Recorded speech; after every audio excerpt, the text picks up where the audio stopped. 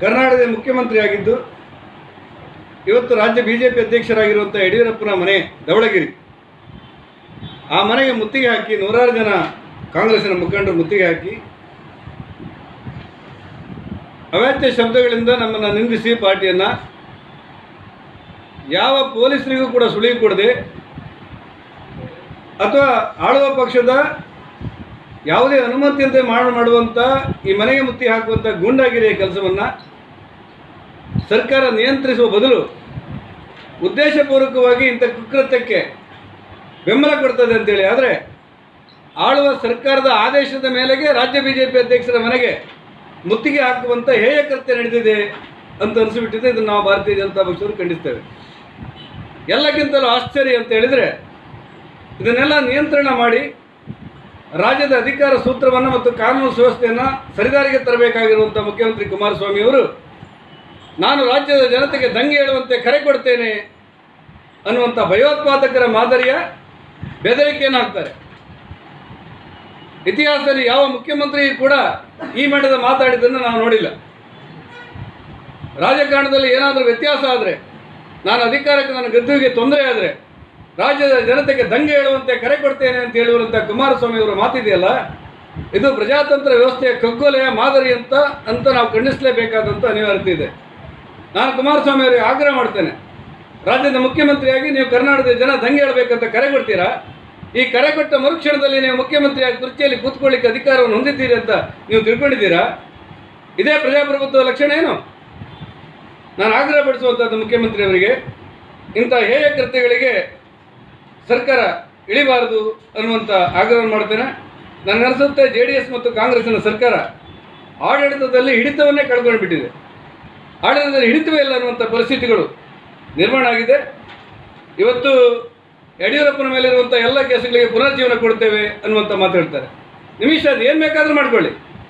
ಯಡಿಯೂರಪ್ಪನವರು ಈ ರಾಜ್ಯದಲ್ಲಿ ಎಲ್ಲ ಪ್ರಕರಣದಲ್ಲಿ ಕೇಸಲ್ಲಿ ಖುಲಾಸೆ ಆಗಿದ್ದಾರೆ ಅಂತೇಳಿ ಕೋರ್ಟ್ ತೀರ್ಪು ಕೊಟ್ಟಿದೆ.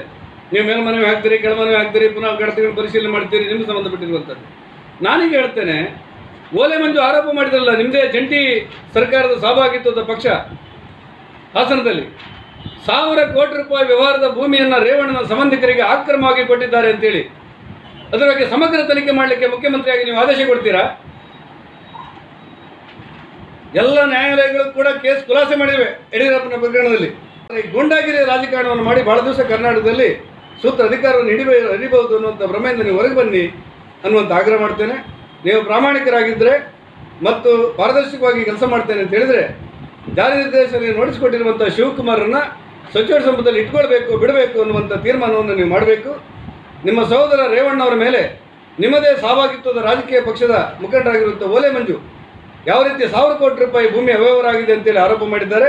ಸಮಗ್ರ ತನಿಖೆಗೆ ಆದೇಶ ಕೊಡಬೇಕು ಅನ್ನುವಂಥ ಒತ್ತಾಯವನ್ನು ಈ ಮೂಲಕ ಮಾಡ್ತಾರೆ. ನೀವು ನಿಮ್ಮದೇ ಜಂಟಿ ಪಕ್ಷದ ಭಾಳ ಹಿರಿಯ ಮುಖಂಡ ಮಾಜಿ ಮಂತ್ರಿ ಓಲೆ ಮಂಜು ಆರೋಪ ಮಾಡ್ತಾರೆ, 1000 ಕೋಟಿಗೂ ಮೀರಿದಂಥ ಭೂಮಿಯ ಅವ್ಯವಹಾರವನ್ನು ಇವತ್ತಿನ PWD ಮಂತ್ರಿ ಮುಖ್ಯಮಂತ್ರಿಯವರ ಸಹೋದರ ಆಕ್ರಮ ಮಾಡಿದ್ದಾರೆ ಅಂತೇಳಿ ಆರೋಪ ಮಾಡ್ತಾ ಇರುವಾಗ ಅದರ ಸಮಗ್ರ ತನಿಖೆ ಮಾಡಲಿಕ್ಕೆ ಮುಖ್ಯಮಂತ್ರಿಯಾಗಿ ನೀವು ಸಿದ್ಧರಿದ್ದೀರಾ ಅಥವಾ ನಿಮ್ಮ ಕುಟುಂಬದ ಮೇಲೆ ಬಂದಿರುವಂಥ ಆರೋಪದಿಂದ ನುಣುಚಿಕೊಳ್ತೀರಾ ಅನ್ನೋಕ್ಕೆ ನೀವು ಸ್ಪಷ್ಟಪಡಿಸಬೇಕು ಅನ್ನುವಂಥ ಆಗ್ರಹವನ್ನು ಈ ಸಂದರ್ಭದಲ್ಲಿ ಮಾಡ್ತೇನೆ. ಕೇಂದ್ರ ಸರ್ಕಾರದ ವ್ಯಾಪ್ತಿಯೊಳಗೆ ಬರುವುದಿಲ್ಲ, ಅದು ಸ್ವತಂತ್ರ ಸಂಸ್ಥೆ ಅಂತೇಳಿ ರಾಜನಾಥ್ ಸಿಂಗ್ ಹೇಳಿದ್ದಾರೆ.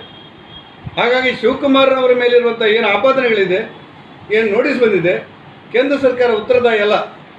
ನೀವು ಸ್ವಾಭಿಮಾನದಿರುವವರು, ಪಾರದರ್ಶಕತೆಯಿಂದಿರುವವರು, ಸಚ್ಚಾಡಳಿತ ನಡೆಯುವವರು, ನುಡಿದಂತೆ ನಡೆಯುವಂಥ ನಿಮ್ಮ ಸರ್ಕಾರ ಇದೆಯಲ್ಲ ಕುಮಾರಸ್ವಾಮಿಯವರೇ, ಕರ್ನಾಟಕ ರಾಷ್ಟ್ರ ಕಾಂಗ್ರೆಸ್ಸಿಗೆ AICCಗೆ DK ಶಿವಕುಮಾರ್ ಅವರು ATM ಆಗಿದ್ದಾರೆ ಅನ್ನುವಂಥ ಆಪಾದನೆಯಿಂದ ಮುಕ್ತರಾಗಬೇಕಾದ್ರೆ ನೀವು ಅವರನ್ನು ಜಾರಿ ನಿರ್ದೇಶನದಿಂದ ಬಂದ ನೋಟಿಸಿಗೆ ಅನುಗುಣವಾಗಿ ನೀವು ಅವರನ್ನು ಸಚಿವ ಸಂಪುಟದಿಂದ ಕೈ ಬಿಡಬೇಕು ತಾನೆ. ಅದಲ್ಲದೆ ಇದು ನಿಮ್ಮ ಪ್ರಾಮಾಣಿಕವಾದ ಸರ್ಕಾರಕ್ಕೆ ಏನು ಉತ್ತರ? ನಾನು ಆಗ್ರಹಪಡಿಸುವಂಥದ್ದು, ಪ್ರಜಾತಂತ್ರ ವ್ಯವಸ್ಥೆಯಲ್ಲಿ ರಾಜಕಾರಣದ ಏಳು ಬೀಳುಗಳು ಸ್ವಾಭಾವಿಕವಾಗುತ್ತೆ. 37 ಜನ ಶಾಸಕರಿರುವವರು ನೀವು ಮುಖ್ಯಮಂತ್ರಿ ಆಗ್ತೀರಿ, 104 ಜನ ಇದ್ದವರು ವಿರೋಧ ಪಕ್ಷದಲ್ಲಿರ್ತಾರೆ. ಸಾಂದರ್ಭಿಕವಾದಂಥ ಸಮಸ್ಯೆಗಳು ಸೃಷ್ಟಿ ಆದರೆ ರಾಜಕಾರಣದ ಅಧಿಕಾರ ಸೂತ್ರವನ್ನು ಹಿಡಿಯಲಿಕ್ಕೆ ಭಾರತೀಯ ಜನತಾ ಪಕ್ಷ ತಯಾರಿದೆ ಅನ್ನುವಂಥ ಸೂಚನೆ ಕೊಟ್ಟಿದ್ದು ಹೌದು. ತಪ್ಪೇನದರಲ್ಲಿ? ನಮ್ಮ ಹೇಳೋದು ಯಾರು ಹೇಳಲಿಕ್ಕೆ ತಯಾರು ಮಾಡಿದರು? ಜಾರಕಿಹೊಳಿ ಸೋದರನ ಯಾರು ನಿಯಂತ್ರಣ ಮಾಡಲಿಕ್ಕೆ ಸಾಧ್ಯವೇನು? ಅವರಲ್ಲಿರುವಂಥ ಜಗಳಕ್ಕೆ ಬಿ ಜೆ ಪಿ ಹೇಗೋಳೆ ಅವರೇನೋ ಬರ್ತಾರೆ. ನಮ್ಮ ಸಮಾಧಾನ ಇಲ್ಲ. ನಮ್ಮ ಕುಂದನಾಡಿನ ಮೇಲೆ ಕನಕಪುರದ ಬಂಡೆ ಬದ್ದು ಬೀಳ್ತಾ ಇದೆ, ನಾವು ಅಪಚೆ ಆಗ್ತೇವೆ, ಇಲ್ಲಿ ನಮ್ಗೆ ರಕ್ಷಣೆ ಕೊಡಬೇಕು ನೀವು ಅಂತೇಳಿ ಅವ್ರ ಆಂತರಿಕ ಜಗಳ. ಅದು ನಾವೇನು ಮಾಡಬೇಕು? ನಾವು 20 ಜನ ಬರ್ತೇವೆ, ನಿಮ್ಮ ಬೆಂಬಲ ಕೊಡ್ತೇವೆ ಅಂತ ಹೇಳಿದರೆ 104 ಜನ ಇದ್ದೇವೆ, ತಪ್ಪೇನು ಅಧಿಕಾರದಲ್ಲಿ? ಅದನ್ನೇ ತಾನೇ ಅವ್ರು ಮಾಡಿದ್ದು. ಯಾರೆಲ್ಲ 20 ಜನ ಗೊತ್ತಿಲ್ಲ ಅಲ್ಲ, ಯಾರಾದರೂ ಬರ್ತೇನೆ ಅಂತೇಳಿ ಜಾರಕಿಹೊಳಿ ಸೋದರು ಹೇಳಿದ್ರಲ್ಲ, ನಮ್ಮ ಜೊತೆಯಲ್ಲಿ 20 ಜನ ಇದ್ದಾರೆ, 16 ಜನ ಇದ್ದಾರೆ. ಯಾರಾದರೂ ಬೆಂಬಲ ಕೊಟ್ಟು ನಮಗೆ ಜಂಟಿ ಸರ್ಕಾರದಲ್ಲಿ ವಿಶ್ವಾಸ ಇಲ್ಲ, ಶತಮಾನದಿಂದ ಕಾಂಗ್ರೆಸ್ ರಾಜಕೀಯ ಪಕ್ಷವನ್ನು ಕಟ್ಟಿ ಬೆಳೆದವರು ನಾವು, ಈ ಸರ್ಕಾರಕ್ಕೆ ಬೆಂಬಲ ಕೊಟ್ಟಂಥ ಉದ್ದೇಶದಿಂದಾಗಿ ನಮ್ಮ ಪಕ್ಷದ ಅಸ್ತಿತ್ವವನ್ನು ಕಳ್ಕೊಳ್ತಾ ಇದೆ ಅನ್ನುವಂಥ ಆತಂಕ ನಮ್ಮನ್ನು ಕಾಡುತ್ತೆ, ನಾವು ಅವ್ರಿಗೆ ಬೆಂಬಲ ಕೊಡ್ತಾ ಇಲ್ಲ ಅನ್ನುವಂಥ ಮಾತು ಹೇಳಿದರೆ ಸ್ವೀಕಾರ ಮಾಡಿದರೆ ತಪ್ಪೇನು? ಸ್ಪಷ್ಟವಾಗಿ ಹೇಳಿದ್ದೇವೆ, ಸ್ಪಷ್ಟವಾಗಿ ರಾಜನಾಥ್ ಸಿಂಗ್ ಹೇಳಿದ್ದಾರೆ. ಈ IT ವಿಚಾರದಲ್ಲಿ ಕೇಂದ್ರ ಸರ್ಕಾರ ಯಾವುದೇ ಹಸ್ತಕ್ಷೇಪವನ್ನು ಮಾಡಿಲ್ಲ, ಮಾಡೋದಿಲ್ಲ. ಅದರ ಸ್ವಂತ ನಿರ್ಣಯಗಳಿಗೆ ನಾವು ಬಾಧ್ಯರಿಲ್ಲ. ಕಾನೂನು ಪ್ರಕಾರ ಏನಾಗುತ್ತೋ ಅದಾಗುತ್ತೆ, ನಾವು ನಮ್ಮ ಸಂಬಂಧ ಇಲ್ಲ ಅಂತೇಳಿ ಹೇಳಿದ್ರಿಂದಾಗಿ ಅವರ ಮೇಲೆ ಏನಾದರೂ ಕ್ರಮ ಆದರೆ ಅದು IT ಮತ್ತು EDಗೆ ಸಂಬಂಧಪಟ್ಟಿರುವಂಥದ್ದು, ನಮ್ಮದಲ್ಲ. ಸ್ವಾಭಾವಿಕವಾಗಿ ಯಾರಾದರೂ ಒಂದು ಸಂಪರ್ಕ ಮಾಡಿದರೆ ಮಾತಾಡ್ತೇವೆ ಅಂತ ಹೇಳಿದ್ದೇವೆ. ಇಲ್ಲ ಅಂತ ಹೇಳಿದೆ, ನನಗೆ ಏನಿಲ್ಲ ಅಂತ ಹೇಳಿ, ನಮ್ಗೆ ಯಾರಾದರೂ ಒಂದು ಸಂಪರ್ಕ ಮಾಡಿದರೆ ಮಾತಾಡ್ತೇವೆ ಅಂತ ಹೇಳಿದ್ದೇವೆ. 104 ಜನರಲ್ಲಿ ನಿನ್ನೆ ಶಾಸಕಾಂಗ ಪಕ್ಷ ಸಭೆಯಾಗಿದೆ. ಯಾವುದೇ ಗೊಂದಲ ಇಲ್ಲದೆ ಒಟ್ಟಾಗಿ ಕೆಲಸ ಮಾಡ್ತಾ ಇದ್ದೇವೆ. ನಮ್ಮ ಮುಖಂಡರು ಯಡಿಯೂರಪ್ಪನವರು ಅನ್ನುವಂಥ ಸ್ಪಷ್ಟವಾದಂಥ ಮಾಹಿತಿಗಳನ್ನು, ಸಂದೇಶಗಳನ್ನು ಇಂದು ಕೊಟ್ಟಿದ್ದೇವೆ. ನಮ್ಮಲ್ಲಿ ಯಾವುದೇ ಗೊಂದಲ ಇಲ್ಲ, 104 ಜನ ಒಟ್ಟಿದ್ದೇವೆ. ಅದನ್ನು ಜಾರಕಿಹೊಳಿ ಸೋದರರು ಮತ್ತು JDS ಕಾಂಗ್ರೆಸ್ ಹೇಳಬೇಕು. ನಾವೇನು ಗೊಂದಲ ಮಾಡಿದ್ದೇವೆ? ನಾವು ಬೇಕಾದಂಥ ಚುನಾವಣೆ ಬೇಕಾದಂಥ ಪೂರ್ವಸಿದ್ಧತೆ ಮಾಡ್ತೇವೆ. ಕರ್ನಾಟಕದಲ್ಲಿ ನಿಶ್ಚಯವಾಗಿ ಕಳೆದ ಸಾರಿಗಿಂತ ಹೆಚ್ಚು ಸ್ಥಾನಗಳನ್ನು ಗೆಲ್ತೇವೆ. ಸ್ವಾಭಾವಿಕವಾಗಿ ಮುಖ್ಯಮಂತ್ರಿಯೇ ಒಬ್ಬ ನಾನು ಜನರಿಂದ ದಂಗೆ ಏಳಿಸ್ತೇನೆ ಅನ್ನುವಂಥ ಮಾತಾಡಿದೆ. ಒಬ್ಬ ಮಾಜಿ ಮುಖ್ಯಮಂತ್ರಿ ಮನೆ ಎದುರು ಆಡಳಿತ ಪಕ್ಷ ಹೋಗಿ ಧರಣಿ ಕೂತ್ಕೊಂಡು ಪ್ರತಿಭಟನೆ ಮಾಡಿ ರಾಡಿ ಎಬ್ಬಿಸಿ ಗಲಾಟೆ ಮಾಡುವಂಥ ಪರಿಸ್ಥಿತಿ ನಿರ್ಮಾಣ ಆದರೆ ಶರಣ ಪ್ರಕಾಶ, ಶರಣ ಅಲ್ದೇದ ಪ್ರಕಾಶನ ಅದೇ ಮಾರ್ಗದಲ್ಲಿ ಹೋಗ್ತಾರೆ. ಮತ್ತೇನು ಮಾಡಲಿಕ್ಕಿದೆ? ಯಾರು ಮುಖಂಡರು ಏನು ಹೇಳ್ತಾರೋ ಅವ್ರ ಸಹಪಾಠಿಗಳು ಅದನ್ನೇ ಹೇಳ್ತಾ ಇದ್ದಾರೆ. ವ್ಯಾಪಕವಾದಂಥ ಸಮಸ್ಯೆ, ಗೊಂದಲಗಳು. 3,500 ಮನೆಗಳನ್ನು ಮಂಜೂರು ಮಾಡಿದ್ದೀರಿ, ಒಂದೇ ಒಂದು ಮನೆಗೆ ತಡೆಗಟ್ಟು ಹಾಕಿಲ್ಲ ಅನ್ನುವಂಥ ಆರೋಪಗಳನ್ನು ನಾವು ಮಾಡಿದೆವು. ಮತ್ತು ಈ ಬಗ್ಗೆ 24ನೇ ತಾರೀಕು ಧರಣಿ ಮಾಡ್ತೇವೆ ಅಂತೇಳಿ ನಾನು, ರಘುಪತಿ ಭಟ್ರು, ಆರ್ಡಿ ಶ್ರೀನಿವಾಸ ಶೆಟ್ಟರು ಮತ್ತು ಸುಕುಮಾರ್ ಶೆಟ್ಟರು, ಲಾಲಾಜಿ ಮೆಂಡಣ್ಣವರು ಒಟ್ಟಾಗಿ ನಾವು ಧರಣಿ ಮಾಡ್ತೇವೆ ಅನ್ನುವಂಥ ಆಗ್ರಹವನ್ನು ಸರ್ಕಾರಕ್ಕೆ ಮಾಡಿದ್ದೇವೆ. ಸರ್ಕಾರದ ಮುಖ್ಯಮಂತ್ರಿಗಳ ಕಾರ್ಯಾಲಯದಿಂದ ಇವತ್ತು ಸೂಚನೆ ಬಂದಿದೆ. 24ನೇ ತಾರೀಕು ನಾವು ನಿಮ್ಮನ್ನೆಲ್ಲ 4 ಗಂಟೆಗೆ ಮೀಟಿಂಗ್ ಕರೆದಿದ್ದೇವೆ, ನೀವೆಲ್ಲ ಬರಬೇಕು ಅನ್ನುವಂಥ ಸೂಚನೆಯನ್ನು ಕೊಟ್ಟಿದ್ದಾರೆ. ಹಾಗಾಗಿ ನಾವೆಲ್ಲ ಆ ದಿವಸದ ಮರಳುಗಾರಿಕೆ ಮತ್ತು ಕಂದಾಯ ಇಲಾಖೆ ಸಮಸ್ಯೆಗಳು, 911ಗಳು, ಈ ಸೊತ್ತು ಮತ್ತು ಇನ್ನಿತರ ಈ ಸ್ಕೆಚ್ಗಳು, ಭೂ ಕನ್ವರ್ಷನ್ಗೆ ಸಂಬಂಧಪಟ್ಟಿರುವಂಥದ್ದು, ಇಂಥ ಎಲ್ಲ ಸಮಸ್ಯೆಗಳ ಬಗ್ಗೆ ಚರ್ಚೆ ಮಾಡಲಿಕ್ಕೆ ಮುಖ್ಯಮಂತ್ರಿಗಳ ಕಾರ್ಯಾಲಯದಿಂದ ಸೂಚನೆ ಬಂದಿದೆ. 24ನೇ ತಾರೀಕು ಈ ಸಭೆಯಲ್ಲಿ ಭಾಗವಹಿಸ್ತೀವಿ. ಸಾಮಾನ್ಯವಾಗಿ ಪಾರ್ಲಿಮೆಂಟಿನ ಚುನಾವಣೆಗೆ ರಾಜ್ಯದ ಕೋರ್ ಕಮಿಟಿ ಮತ್ತು ಕೇಂದ್ರ ನಿರ್ಣಯವನ್ನು ಕೈಗೊಳ್ಳುತ್ತೆ. ನಮ್ಮಲ್ಲಿ ಯಾವುದೇ ಚರ್ಚೆ ಆಗಿದೆ, ಜಿಲ್ಲೆಯಲ್ಲಿ ಯಾವುದೇ ಚರ್ಚೆ ಆಗಿದೆ.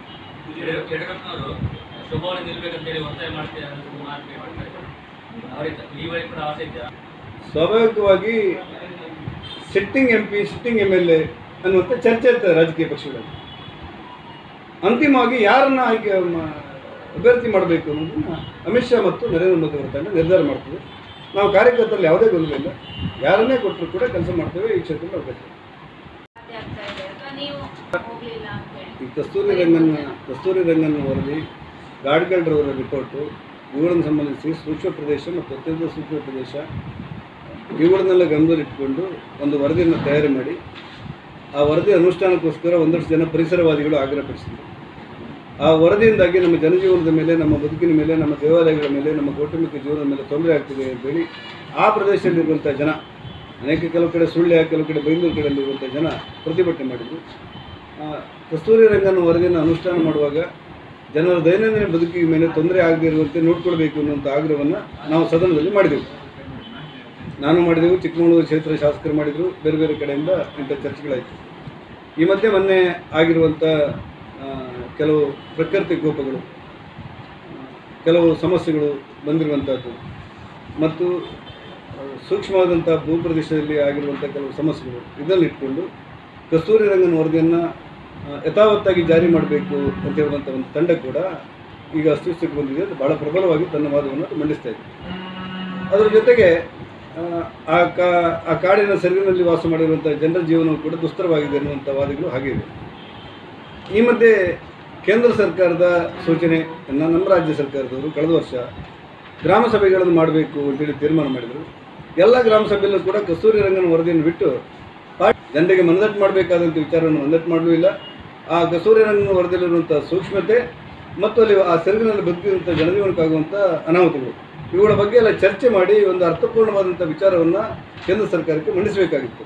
ರಾಜ್ಯ ಸರ್ಕಾರದ ವಿಫಲತೆಯಿಂದಾಗಿ ಆ ವರದಿ, ಅದರ ಅನುಷ್ಠಾನ, ಅದರಿಂದ ಆಗುವಂಥ ಬಾಧಕಿತ್ತರು ಎಲ್ಲ ಗೊಂದಲಗಳು ಹಾಗೆ ಉಳ್ಕೊಂಡಿವೆ.